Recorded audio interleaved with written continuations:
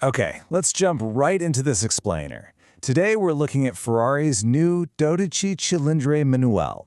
It's a 6.5-liter V12 with rear-wheel drive and a manual gearbox. Except, well, it isn't, because this isn't a traditional manual at all. In this explainer, I'm going to look at the inside, the outside, and try and figure out why that beautiful gear stick is at least a partial lie. I'll also be running through the other special series cars to see if this one stands up. Now, you might think after the controversial launch of the all-electric Ferrari Luce, this is Ferrari trying to convince us that they can still burn dinosaurs with the best of them. To be honest, I'm not going to complain. Standing here in the heart of Ferrari's design center, being watched by Ferrari PRs and Ferrari security, I can tell you that the Luce is probably a very brilliant car that we just don't understand yet. But whatever you think of Ferrari's lovely Honda, this car should be much easier to digest. So at first glance, it absolutely looks the part, right? It's got the 3 pedals on the floor. It's got that iconic gated shifter right there in the center console. You'd completely assume this is a traditional old school setup. But there is a massive catch to how this all works. The crucial point here is that this gearbox and this clutch pedal actually have absolutely zero physical relationship with the engine up front or the gearbox tucked away at the back. It is essentially a physical interface layered right over the top of their traditional 8-speed dual-clutch transmission. It still has your standard reverse, neutral, and drive underneath, but there are absolutely no mechanical linkages under the floorboards meshing those gears together. So how exactly do they engineer this mechanical illusion to feel completely real? Let's take a look at the teardown. The physical build is brilliantly done. It starts right at the base with a solid block of milled aluminum, which gives the whole thing an incredible sense of structural solidity.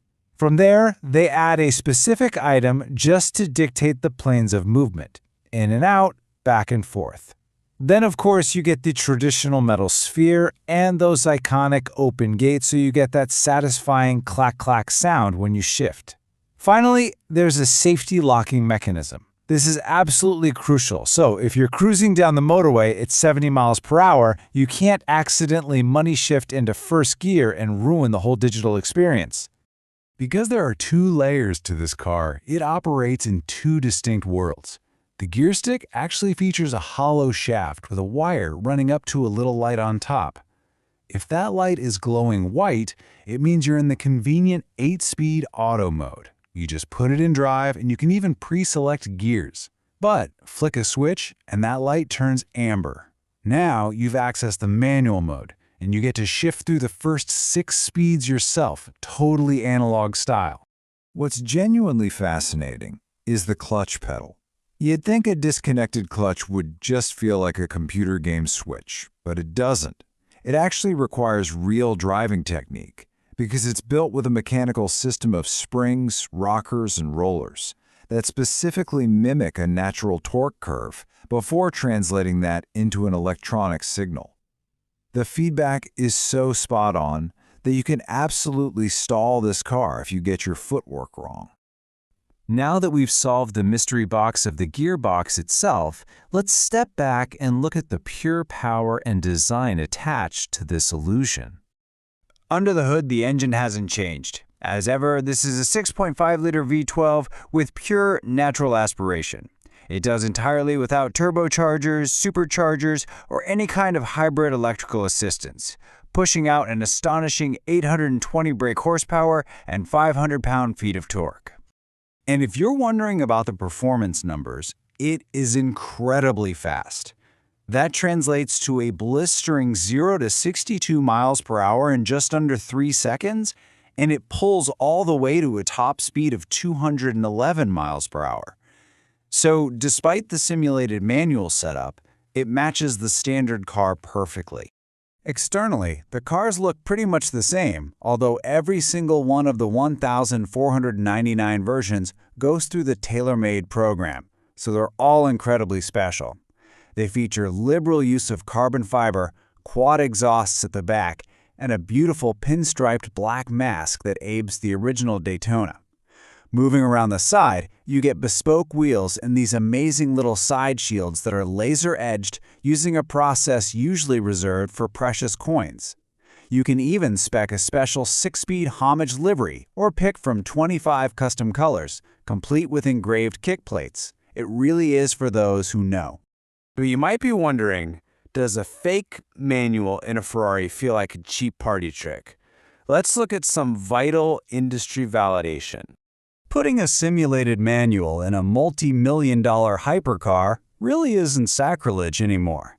In fact, Christian von Koenigsegg successfully debuted a very similar, highly praised idea a few years ago with the CC850. It proved you could blend extreme modern tech with a truly satisfying analog feel. And during a Top Gear boss chat, Bugatti boss Monte Rimac actually tried that Koenigsegg system. His glowing reaction, calling it an emotional, analog but techie analog mixy thingy, is huge.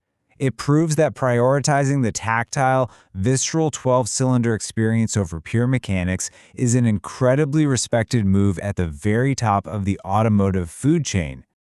So if you want this specific mixy thingy experience, let's look at exactly where this car fits in the incredibly complex Ferrari lineup.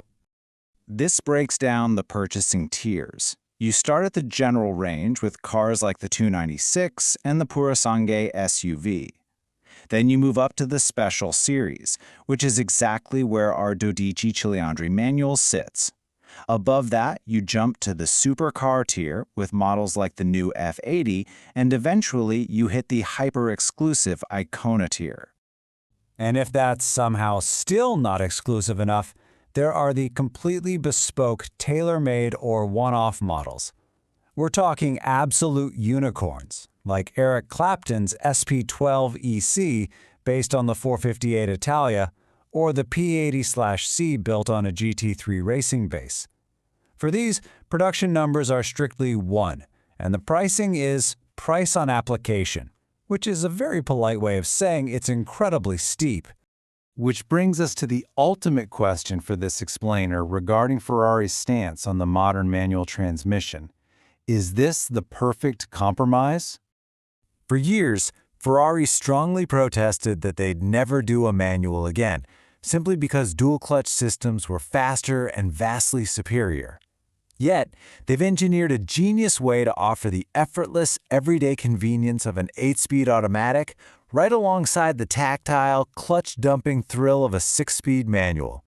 So I want to hear what you think about this technological illusion. Does this brilliant piece of engineering satisfy the analog purist inside you? Or is a simulated gear shift simply a step too far for the legendary prancing Morse? Let that marinate. Thanks for tuning in to this explainer, and we'll catch you next time.